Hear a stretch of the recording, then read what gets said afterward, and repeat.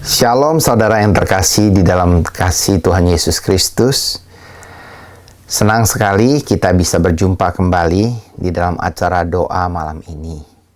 Saya akan mengajak saudara-saudara sebelum merenungkan firman Tuhan, kita boleh berdoa memohon pertolongan Tuhan. Kami datang ke hadapan Tuhan yang mengasihi kami dan yang mengangkat kami menjadi anak-anak-Mu.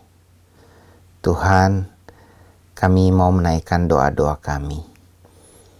Sedengkanlah telinga-Mu kepada setiap permohonan dari anak-anak-Mu. Dan biarlah doa yang dipanjatkan sungguh-sungguh dinaikkan untuk menyukakan hati Tuhan. Dan menolong kami memiliki suatu relasi yang intim dengan Engkau sendiri. Bapa di sorga, kami juga memohon urapan Roh Kudus bagi hamba untuk dapat menyampaikan isi hati-Mu dan pengertian yang benar mengenai firman-Mu, mengenai doa yang diajarkan oleh Putra-Mu Tuhan kami Yesus Kristus. Pimpin persetujuan doa ini dari awal hingga akhir, agar kiranya persetujuan doa ini membawa manfaat yang besar bagi kehidupan kami dalam mengiring Putra-Mu dan memuliakan Engkau. Terima kasih Tuhan. Di dalam nama Tuhan Yesus Kristus kami berdoa. Amin. Saudara, apakah doa yang paling banyak diucapkan di seluruh dunia?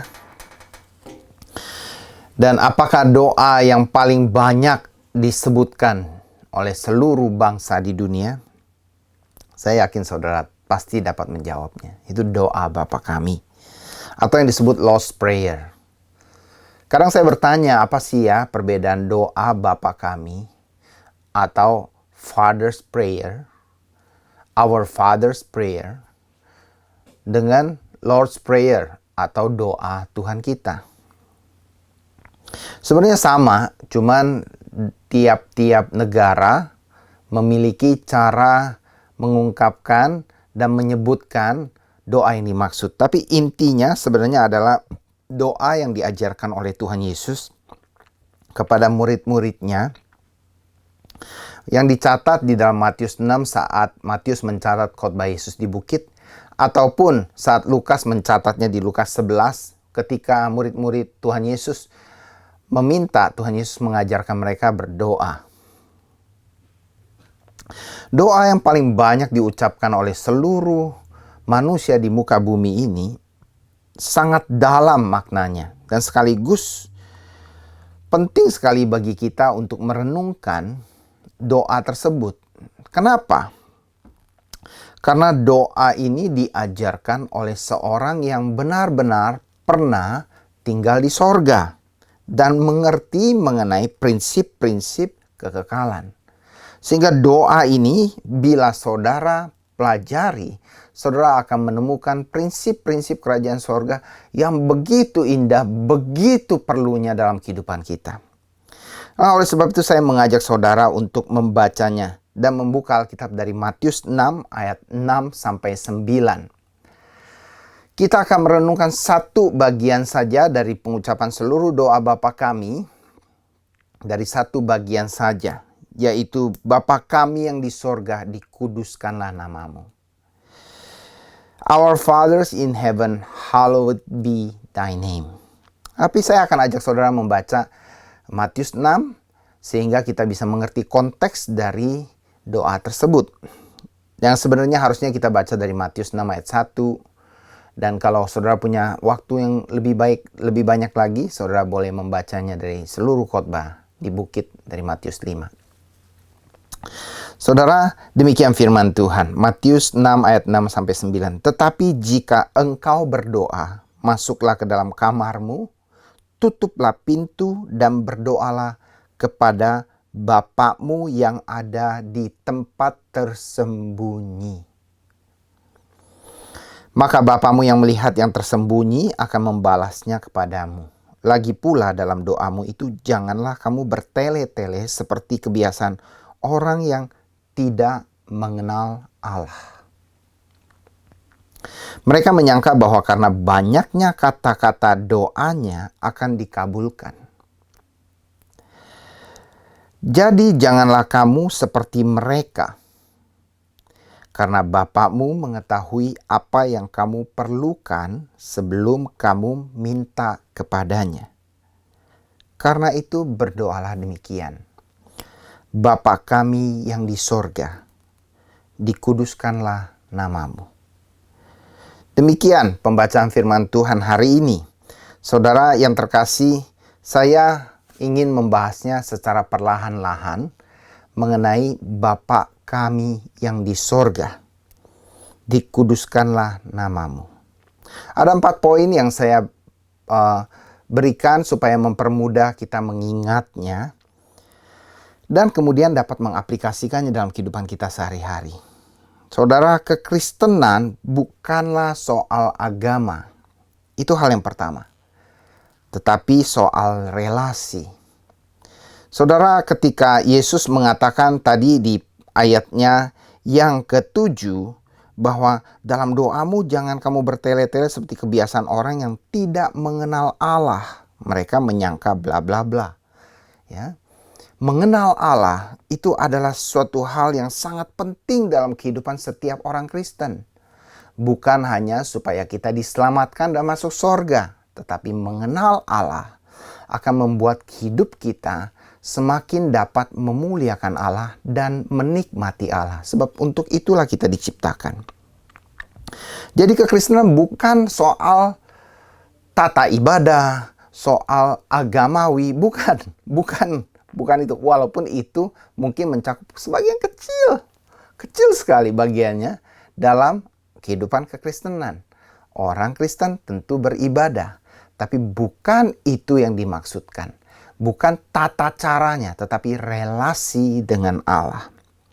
Saudara, tidak ada agama di dunia ini selain kekristenan yang berani menyebut Allah pencipta sebagai Allah yang dipanggil Bapa. Sebab semua agama yang di dunia ini ada benar-benar mengakui Allah itu begitu agungnya, begitu mulianya, begitu hebatnya, begitu maha kuasanya, begitu kuatnya. Sehingga Allah pencipta ini sangat berbeda dengan manusia. Dan kita ini sangat tidak layak sekali. Hanya kekristenan dan Tuhan Yesus yang mengajarkan konsep ini kepada murid-muridnya. Tentu sebelum Tuhan Yesus ada orang-orang yang mencoba menggabungkan ide antara Allah dengan Bapa. Namun konsep tersebut tidaklah holistik sehingga tidak dapat dijelaskan bagaimana hubungannya. Saudara, Allah yang bagi banyak orang maha kuasa, maha suci, maha agung, dan begitu jauh di sorga, itu benar bahwa dia maha suci, maha agung, dan jauh di sorga. Namun, saat kita sebagai orang percaya, yang percaya kepada Kristus berdoa, kita memiliki status yang berbeda dari kebanyakan orang. Mungkin ada yang protes dengan menyatakan bahwa kok eksklusif banget sih kekristenan itu? Bukannya kekristenan itu inklusif? Nah, saya harus jujur katakan bahwa kekristenan itu inklusif dan eksklusif. Inklusifnya di mana? Bahwa kekristenan mengakui common grace yang di mana Allah menerbitkan bagi semua orang matahari yang sama, hujan yang sama. Allah begitu mengasihi semua orang sehingga dia menurunkan berkat dan kasih-Nya kepada semua orang. Tetapi di dalam kekristenan juga diajarkan eksklusif di mana Allah membedakan antara umat pilihannya dengan yang bukan umatnya. Anak-anak kerajaan dan anak-anak dunia dijelaskan dengan sangat eksplisit sekali di dalam Alkitab. Penyebutan Bapa kami yang ada di sorga adalah mereka yang telah diangkat menjadi anak-anak Allah. Pertanyaannya, siapa yang telah diangkat menjadi anak-anak Allah?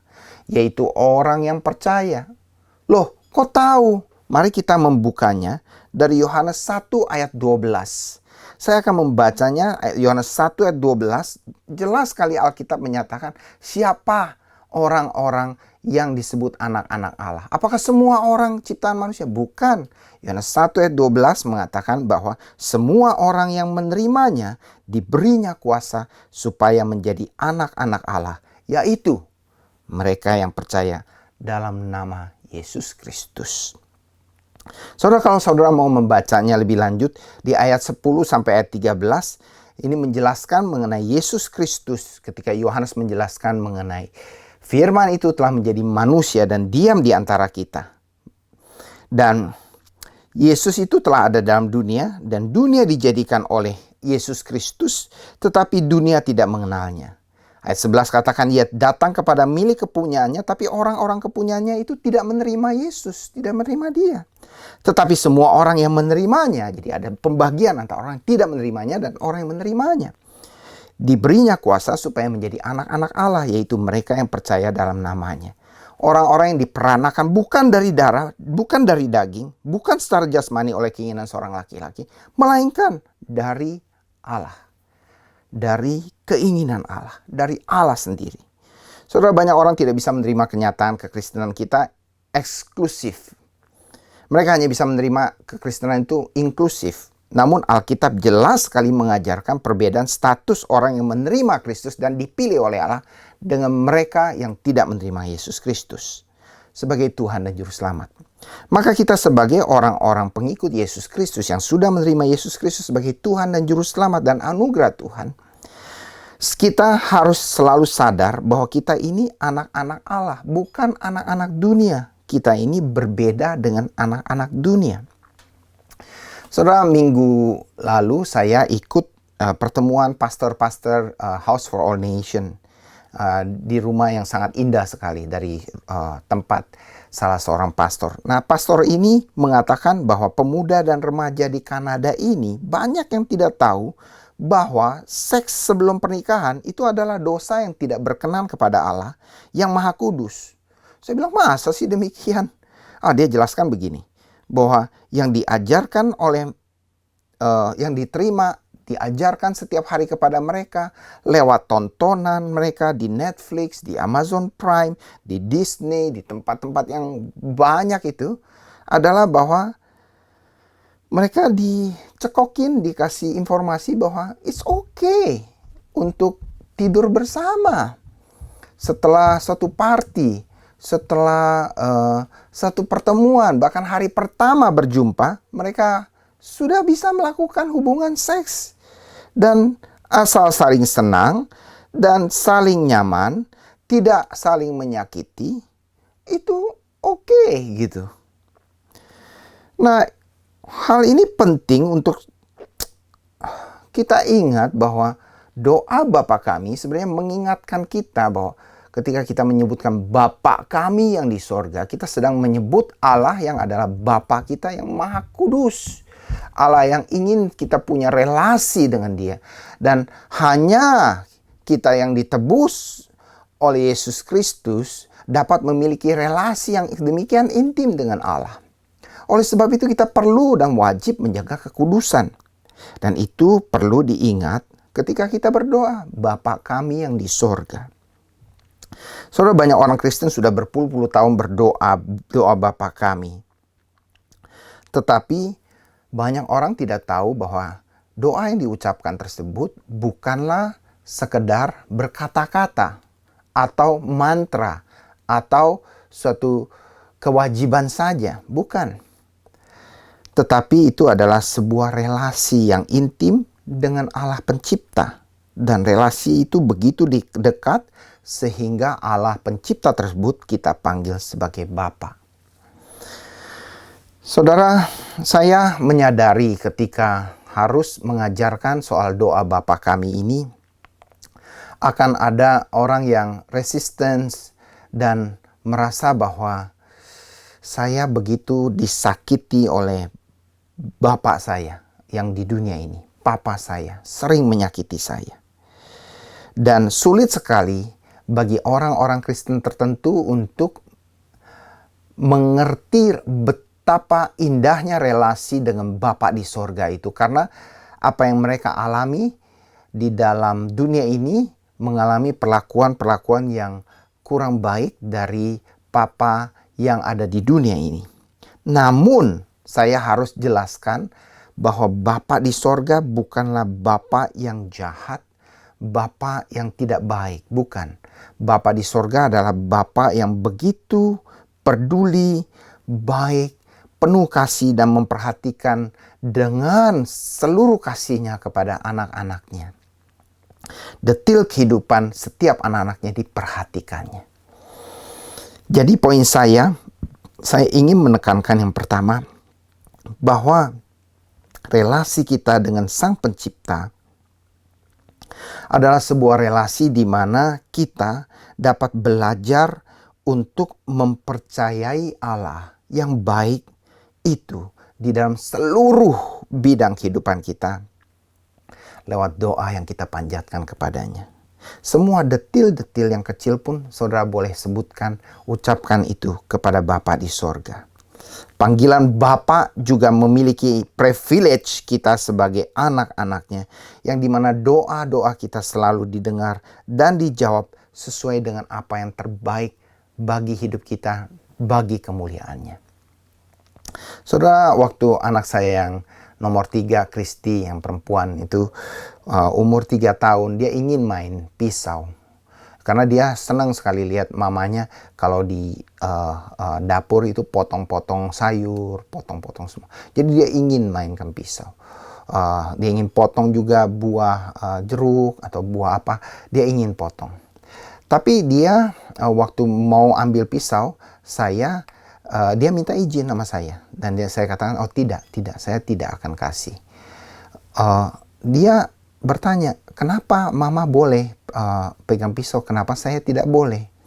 Nah, dia tidak tahu bahwa itu membahayakan dia dan bahwa refleks anak umur 3 tahun belumlah motoriknya belumlah berkembang sebagaimana orang dewasa atau orang yang sudah bisa memegang pisau dengan baik.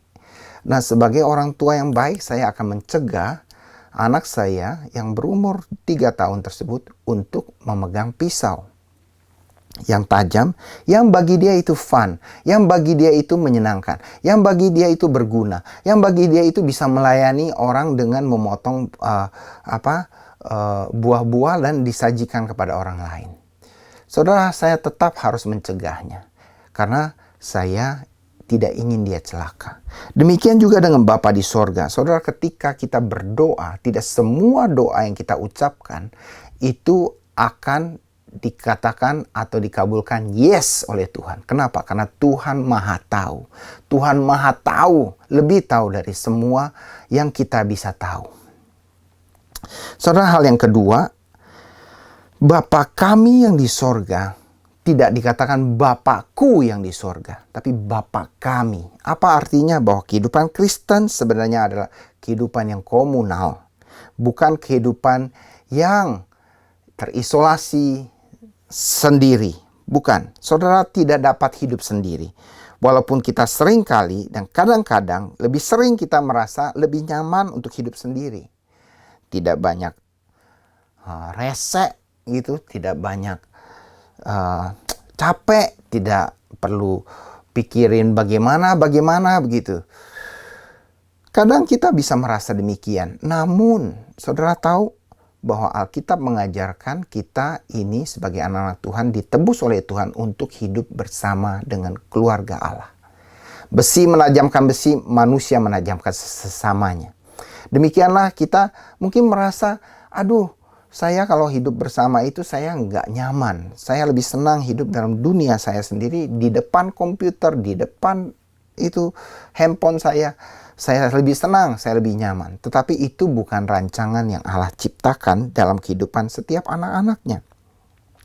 Itulah sebabnya gereja mengadakan doa ini dan mengakui bahwa Bapa kami yang di sorga itu menyatakan bahwa kita memiliki Bapa yang mengasihi bukan saya saja, tetapi semua anak-anaknya.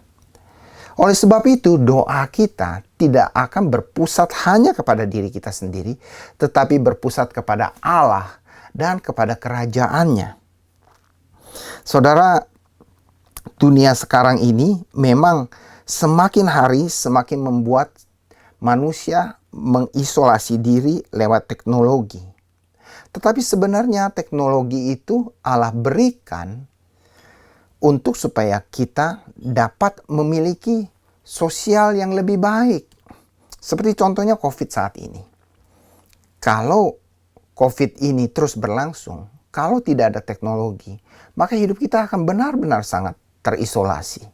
Maka ketika Allah berikan teknologi kepada orang-orang yang memang Allah berikan kepintaran itu sebenarnya untuk supaya kita sebagai manusia ciptaan Allah dapat tetap memiliki suatu hubungan sosial. Saya tidak menyatakan bahwa hubungan sosial tersebut harus kumpul-kumpul. Tidak. Yang saya katakan bahwa kita harus punya relasi dengan Allah dan relasi dengan sesama kita. Teknologi semakin maju, tidak lagi menjadikan jarak sebuah masalah bagi kita untuk memiliki relasi. Saudara, hal yang ketiga adalah Bapa kami yang di sorga menyatakan Allah ada di sorga. Dan tadi yang ayat yang kita baca, Bapakmu itu tersembunyi. Saudara, sorga itu benar-benar adalah tempat yang tersembunyi bagi kita yang saat ini tinggal di dunia ini. Bahwa Bapa yang sangat baik dan maha mulia itu tinggal di sorga yang mulianya luar biasa. Ada perbedaan antara manusia dengan Allah. Jadi, walaupun kita berdoa kepada Bapa di sorga sebagai Bapa kita, kita tidak sembrono berdoa. Kita tidak asal-asalan berdoa kepada Tuhan. Kita juga menghormati Tuhan. Menghormati Tuhan sebagai Tuhan. Menghormati Allah sebagai Allah. Dia yang mengambil keputusan atas seluruh hidup kita. Bukan kita. Bukan kita berdoa kepada Allah untuk memaksa Tuhan mengikuti keinginan kita. Tetapi kita mencari kehendak Allah dalam kehidupan kita dengan mengajukan permohonan, Tuhan, bila Tuhan kehendaki, tolonglah, saya butuh ini. Tuhan yang maha tahu itu akan memberikan pada waktunya dan tepat pada waktunya, tepat apa saja yang sangat dibutuhkan oleh kita. Saudara, ketika kita menghadap Allah yang mulia tersebut, baiklah kita menghadap Allah dengan rasa hormat, kagum, tunduk, dan taat, bukan dengan sikap yang sembrono. Walaupun saat ini kita berada dalam situasi COVID yang mengharuskan kita beribadah di rumah, kita baiknya mempersiapkan hati kita mungkin sejak hari Jumat atau hari Sabtu sebelum ibadah minggu dimulai, kita mempersiapkan diri kita, perkataan kita, hati kita siapkan untuk beribadah kepada Tuhan. Maka ketika hari Minggu kita menghadap Tuhan, kita sudah siap menghadap Tuhan dengan penuh hormat. Saudara, doa Bapa kami yang di sorga mengajarkan kepada kita memiliki sikap hati yang benar. Dan sikap hati ini tidak bisa kita bilang bahwa karena posisi kita itu tiduran, maka sikap hati tidak benar. Belum tentu. Banyak orang sakit tidak bisa dia bangun untuk tersungkur, untuk kui atau memakai lutut berdoa. Atau kadang-kadang nggak bisa duduk, dia harus tiduran.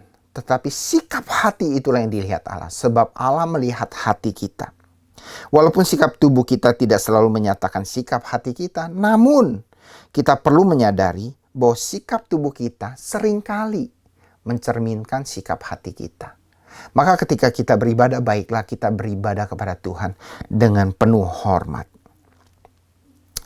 Saudara, perbedaan yang jelas antara Allah dengan manusia dicatat di ayat 6-8, bahwa Allah yang berada di tempat yang tersembunyi di sorga itu, tempatnya ada, tempatnya tersembunyi, tempatnya tidak kita ketahui di mana, tapi ada. Dan selama kita masih tinggal di dunia ini, kita mungkin tidak dapat melihatnya. Tapi suatu hari kelak, itu tidak akan menjadi tersembunyi lagi bagi kita. Ketika kita harus berjumpa dengan Allah yang berada di sana, kita akan mengetahui bahwa tempat itu Allah sediakan Allah ada di sana dan Allah juga menyediakan tempat bagi kita. Sesuai dengan Yohanes 14, Yesus mengatakan bahwa dia pulang kembali ke sorga untuk menyediakan tempat bagi kita. Bukankah hal itu sangat indah sekali? Saudara, yang kedua adalah mengenai perbedaan Allah dengan manusia. Itu bukan karena kata-kata kita bagus, indah kata-kata, lalu kita merasa bahwa Allah itu akan terpengaruh. Bukan. Doa itu bukanlah untuk mempengaruhi Allah, merubah keputusannya.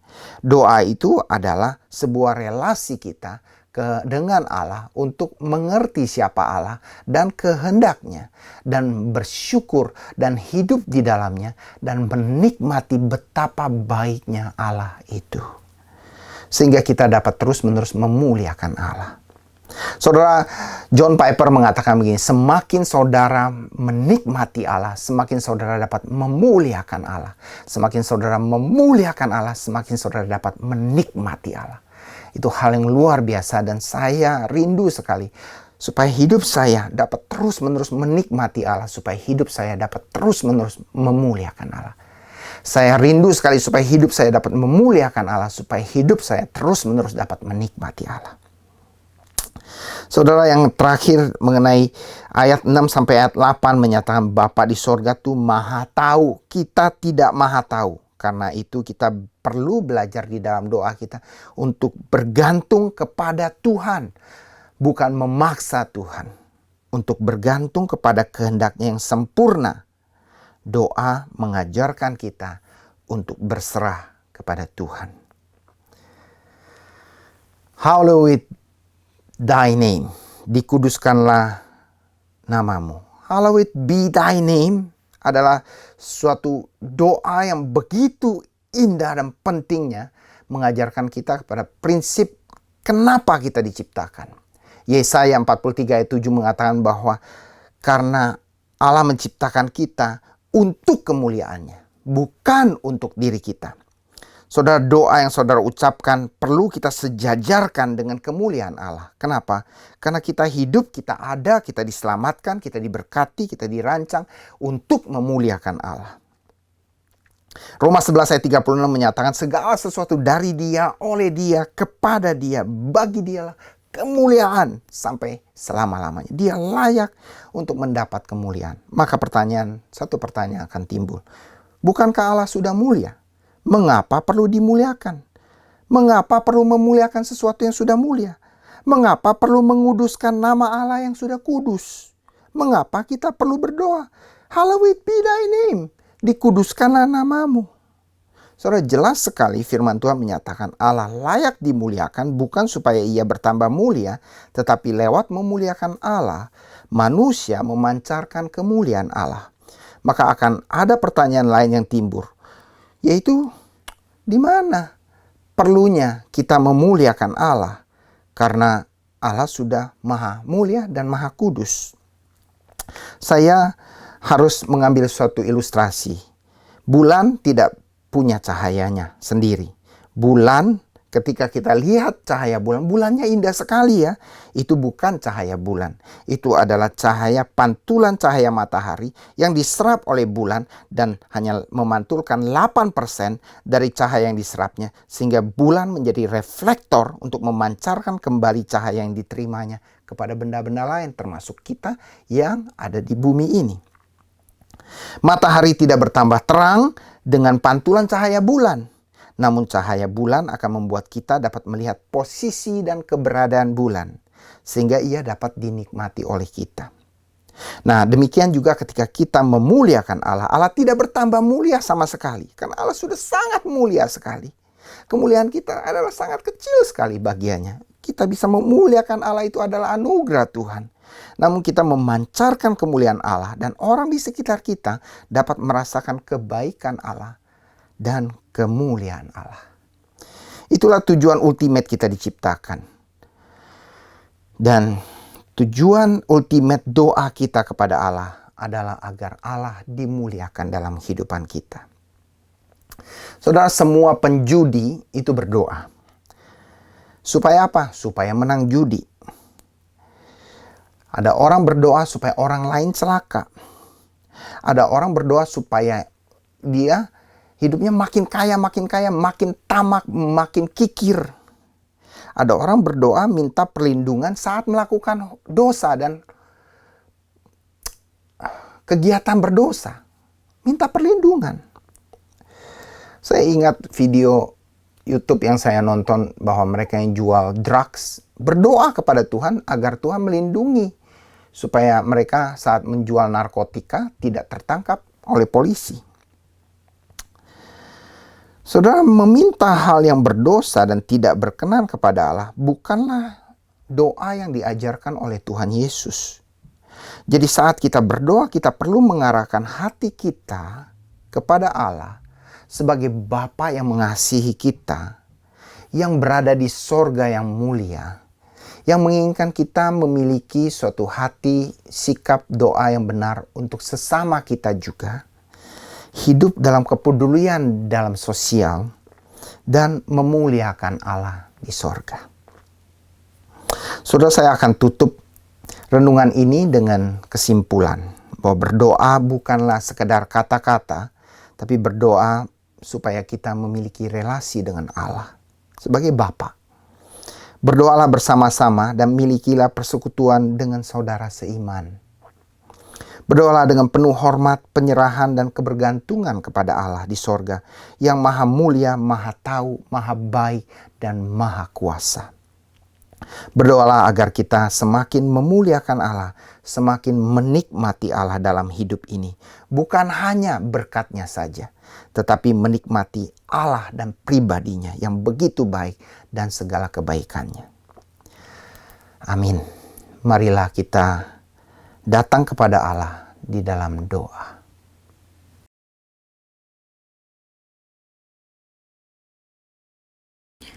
Tuhan Yesus, saat ini kami mau berdoa untuk sekolah-sekolah yang akan mulai dibuka tanggal 10 September ini. Kami sungguh memohon hikmat-Mu bagi setiap orang tua yang akan membuat keputusan apakah mereka akan mengizinkan anaknya untuk kembali hadir di sekolah ataukah akan melakukan homeschooling di rumah. Biarlah mereka boleh membuat keputusan yang tepat bagi anak-anaknya.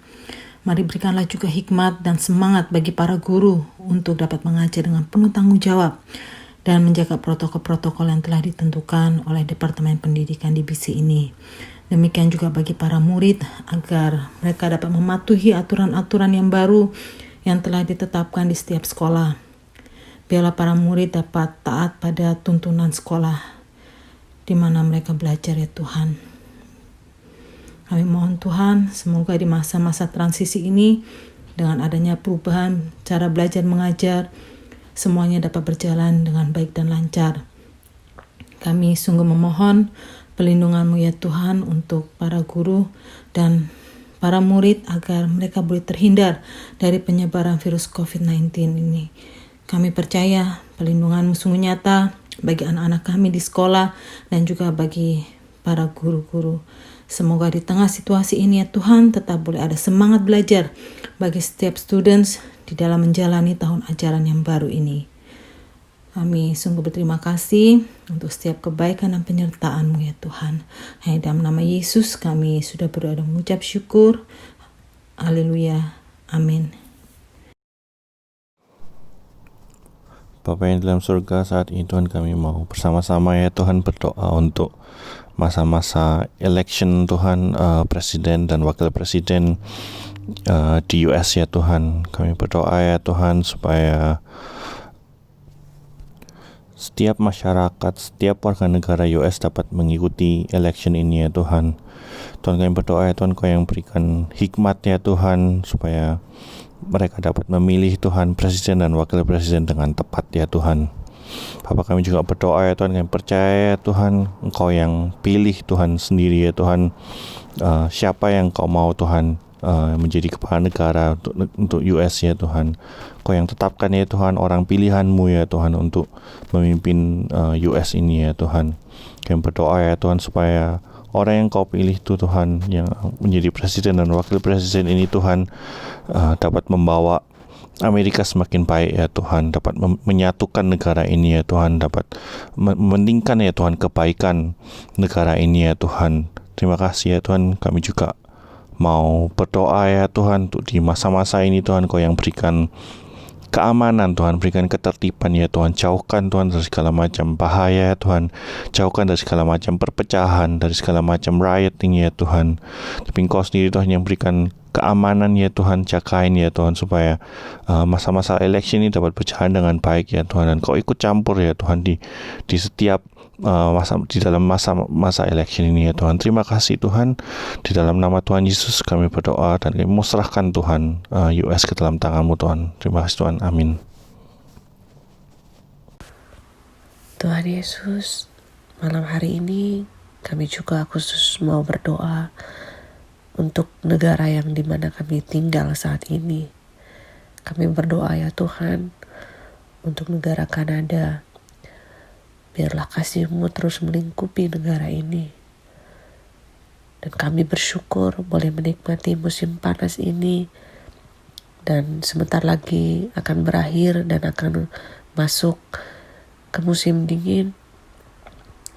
Kami berdoa ya Tuhan, biarlah seluruh masyarakat yang ada di Kanada ini bersiap-siap untuk lebih lagi menjaga kesehatan mereka, sehingga memiliki daya tahan tubuh yang kuat, yang dimana pada musim dingin banyak orang-orang yang terserang flu. Biarlah Tuhan malam hari ini juga kami mau berdoa dan berterima kasih ya Tuhan kalau keadaan pandemik di Kanada ini terkendali dengan baik. Kami terus meminta belas kasihan-Mu ya Bapa, agar Engkau menjauhkan kami daripada terpaparnya virus COVID-19. Dan kami juga terus mau taat pada protokol yang sudah ditetapkan dan tidak menganggap sepele akan pandemi ini. Dan kiranya Engkau juga memberkati dan hikmat-Mu terus turun kepada pemerintah Kanada ini dalam setiap mengeluarkan kebijakan-kebijakan bagi masyarakat yang ada di Kanada ini, di dalam menanggulangi pandemi COVID-19. Dan secara khusus kami mau berdoa ya Tuhan bagi orang-orang yang saat ini sudah terinfeksi COVID-19 dan yang sedang berada di dalam perawatan di rumah sakit. Kami meminta ya Tuhan, Engkau menyembuhkan mereka secara sempurna. Pakai tangan-tangan dokter dan tim medis lainnya agar memberikan treatment yang tepat bagi mereka yang sudah terinfeksi COVID-19. Kami percaya ya Tuhan, Engkau adalah Allah kami yang penuh kasih, yang sanggup menyembuhkan mereka. Terima kasih ya Tuhan, kami mau serahkan doa kami ini hanya ke dalam tangan-Mu saja. Hanya di dalam nama Tuhan Yesus kami berdoa dan mengucap syukur. Amin. Bapa, kembali kami datang kepadamu berdoa khususnya pada hari ini untuk keadaan ekonomi yang sedang terjadi di Kanada ini akibat daripada pandemi COVID yang membuat banyak kesulitan, menimbulkan perdagangan jadi sepi, bahkan ada ancaman terjadi resesi yang mengkhawatirkan banyak orang, sehingga orang tidak berani untuk memulai usaha baru atau melakukan ekspansi dari usahanya ya Tuhan, tapi mereka melangkah hati-hati Tuhan. Untuk itu kami berdoa khusus untuk para pelaku bisnis. Pertama-tama kami berdoa untuk pemerintahan yang mengatur bisnis ini akibat dari lockdown, membuat keseimbangan antara lockdown dengan para pelaku bisnis sehingga dapat berjalan dengan baik tanpa mengabaikan kesehatan, tapi tidak pada saat yang sama juga tidak mengabaikan tentang para pengusaha yang berusaha dalam memulihkan kehidupan ekonomi. Ya Tuhan, kami minta berialah para pejabat dan pemerintah yang ada memberikan hikmat atau pengaturan yang baik sehingga menolong para pengusaha ini, dan juga pada saat yang sama menjaga supaya tidak terjadi outbreak kembali dari COVID ini ya Tuhan. Demikian juga dengan para pebisnis yang juga mungkin mengalami goncangan, mengalami kesulitan. Dalam keadaan yang demikian ya Tuhan, kami minta pertolongan-Mu, campur tangan-Mu, biarlah para pelaku bisnis ini kembali dapat pulih, tetap tegar, dapat mempunyai hikmat yang khusus dan spesial untuk membangun bisnisnya, sehingga bisnisnya tetap teguh, tetap kuat, dapat terus bertahan dalam keadaan ya Tuhan. Kami percaya Engkau menolong para pengusaha ini dan memberikan hikmat pada mereka. Tuhan, kami juga berdoa biarlah dengan usaha-usaha yang ada, para pekerja boleh ditolong, mereka kembali dapat bekerja dengan normal, dapat hidup dengan normal kembali ya Tuhan di dalam melakukan pekerjaan.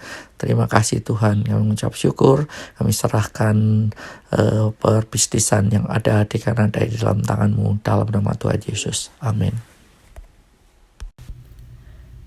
Tuhan Yesus, saat ini kami datang kepadamu, membawa semua teman-teman kami yang saat sedang menghadapi masalah di dalam keluarga mereka. Tuhan, kami percaya Engkau ada di tengah-tengah kami, dan Engkau sanggup menolong kami. Kami minta belas kasihan-Mu ya Tuhan, untuk memulihkan hubungan-hubungan yang rusak, antara suami istri, ataupun antara orang tua dengan anak-anak. Beri kami rasa takut dan gentar akan Engkau ya Tuhan. Kalau ada di antara kami yang mulai menjauh dari Engkau, atau mulai memilih jalan-jalan yang salah, Engkau menolong kami untuk berbalik kepadamu. Luruskan jalan-jalan kami. Biarlah suami istri kembali saling menghormati dan mengasihi dan mengampuni satu dengan yang lain. Untuk anak-anak kami, beri hati yang hormat, mau terbuka, dan kasih kepada orang tua, memberikan pengertian. Tuhan, biarlah kami semua berlomba-lomba untuk memberi hormat, kasih, pengampunan satu dengan yang lain. Berikan kami kemampuan untuk taat kepada firman-Mu. Tuhan, karena Engkau mau untuk kami semua hidup di dalam kasih, kekudusan, dan persatuan. Tolonglah kami semua ya Tuhan untuk bisa hidup dengan rukun, sehingga dunia boleh melihat ada Engkau di tengah-tengah kami. Kami memerlukan pertolongan-Mu ya Tuhan. Kami berseru-seru kepada Engkau ya Tuhan. Tuhan, tolonglah kami. Terima kasih. Di dalam nama Tuhan Yesus. Amin.